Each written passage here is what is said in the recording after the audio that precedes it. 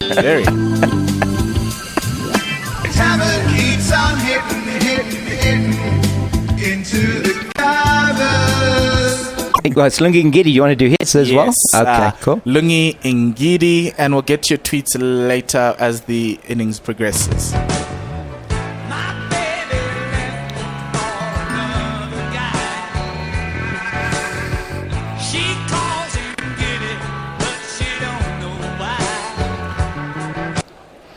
West Indian umpire, 2 slips waiting. Lungisani Ngidi across the left-hander. That's a good bit of movement to start here. So, James. Yes. Tamim Iqbal has been quite proficient. I mean, let's have a look at his numbers. His numbers are fantastic. Debut 2007, 30-year-old. Been around the block. He has been around the block. Best... has the most runs for Bangladesh. Played in 193 matches and 6,636 runs. 154 is top score, 36.26 average with a strike rate of 78.1. 11 hundreds, 46.50. So a very accomplished player.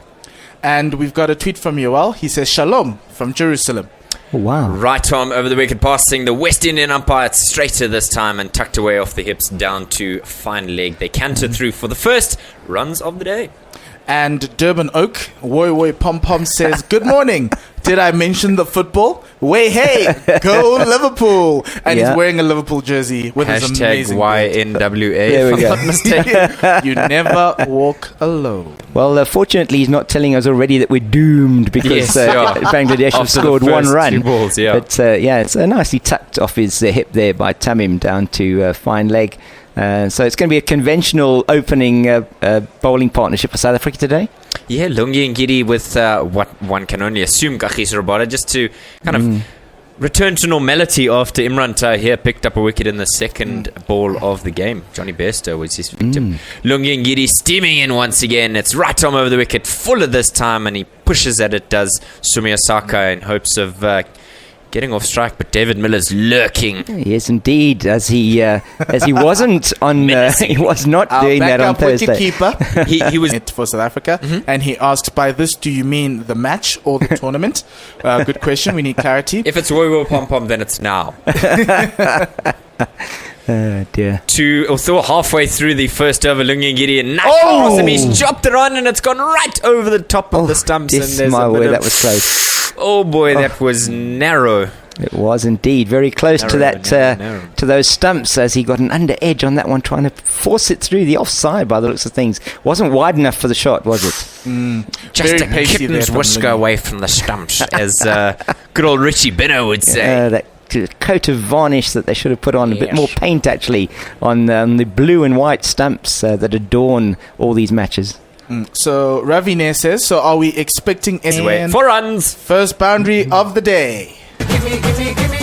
Sort of shot, although he does have the field in, obviously. These across. English pitches, you actually have to bang it in. You can't just let it sit on the back of a length and jump. This last one is defended, and once again the lurker in chief, David Miller, collects no run. End of the first over, Bangladesh 5 without loss. Okay, so covering the tweets, Diana Patterson at Mrs. Shandy says it is about 3:30 a.m. in Calgary, but I am listening to cricket on my radio, and I'm happy. May cricket win, as well as South Africa. Wonderful. That's what we'd always want to say. Fantastic. From Canada, that is amazing. Thank you. We've got Cricket Andre saying Rabada wrecking ball time. Yes, that's what we want. We're totally unbiased. Yeah, completely unbiased. Well, at least we'll try and give it a better shot than watching the Afghanistan-Australian game yesterday with the official ICC commentators was not a pleasant experience. No. So anyway, anyway, Durban Oak says Bangladesh batting first, another foreshortened game. I can't see them getting past 35 overs. Ngidi opening the bowling, so cue conversation about fast bowlers' asses. Are we going to go down there? No, we're not. No. I'm shouldering arms. Kagiso Rabada will begin from the other. Deadliest killing this bowler. You can sink your oats like the Spanish Armada. No one faster, no one harder. What's his name? Kagiso Rabada. What's his name? Kagiso Rabada. What's his name? Kagiso Rabada. KG. Kagiso Rabada. First ball now from Kagiso Rabada, and he squashes Tamim Iqbal in that delivery. Awkward defended on the leg side, and oh dear, he didn't have to fend that one off. Like though. Paul Rifle. It is Paul Rifle. So we have Paul Rifle and Joel Wilson, the standing umpires. TV umpire stretching his arms. Kumar Dharmasena. And, from Sri Lanka. He was in Sri Lanka. Our first game. He was. Seems to be the oval team that they have. Yes. So I've got an injury update from Hashim Amla from CSA. He is unavailable for selection against Bangladesh after failing to make a satisfactory recovery following the blow to the head on Thursday. Dr. Musaji says Hashim hasn't fully recovered from the blow sustained to the helmet, and he's not available for selection in the match today. A quick turnaround between the two matches is the reason why he's being rested as a precaution. KG and he hits the handbrake there because he's let go of the ball. Yeah. And they are... It's a new ball, it's slippery, coach. I think so. He didn't drop the World Cup, though, not yet, so that's all right. And so bring up hurtful things like that, James. Not fair. And so the team is hopeful that he will make a full recovery and available for selection for the match on Wednesday against India. So are we saying that his recovery wasn't satisfactory like his batting? Here's my biggest issue about this. We allowed a man who had a concussion to go back into the field of play. KG in once again for the second delivery. It's full and straight and smashed back at KG, but he's far too sharp and collects no run. That was nice looking cricket all round. The ball nicely pitched up, opportunity to drive and played straight back to the bowler. Arthurshire says, morning Gorilla SA. Reminder to the tweeters that the SA team and not the UK Gorilla team is working today. And he says he's here for Bangladesh today. Sorry. And yeah, so thanks Arthurshire. Welcome.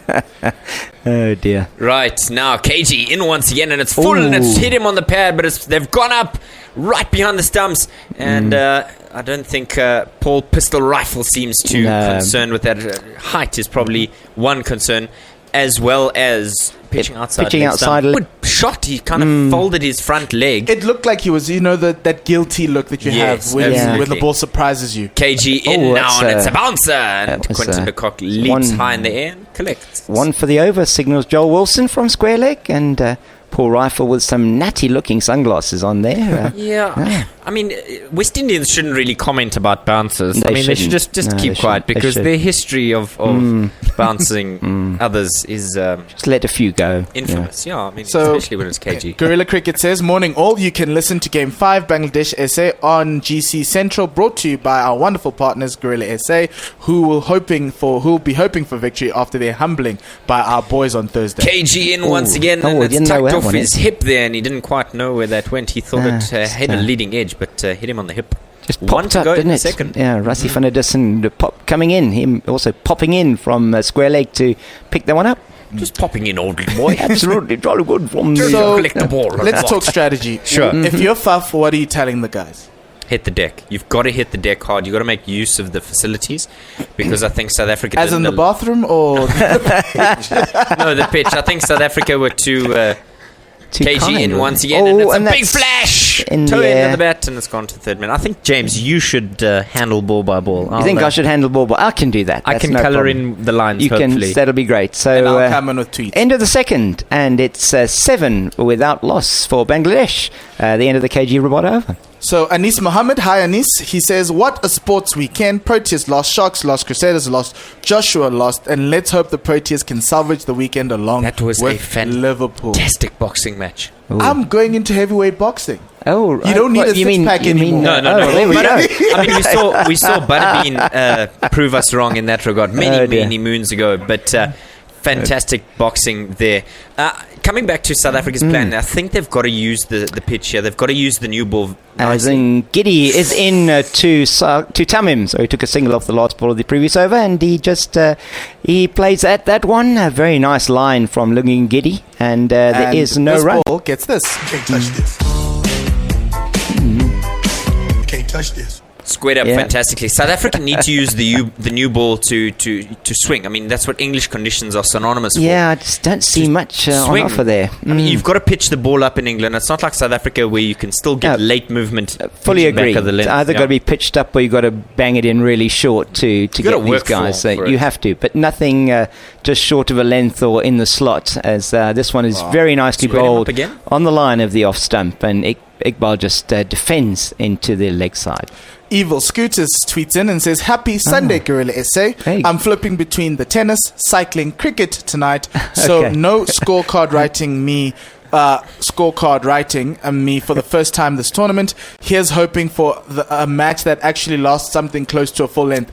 As South Africans, it's a yes or a no. Yes, we'd like it, but no. Yeah. And then Chris TB says Stuart Broad has a similar motto, #YNW, so I don't know what that means. I would assume it's you never walk. You never win, maybe. Sorry. No, you never walk. You never walk. That's why it's not going to go all the way to the boundary. And no, it just didn't quite get all of that, Tamim Iqbal. And, 1 wicket for 250 yeah. one-day wickets. And Imran Tahir, the first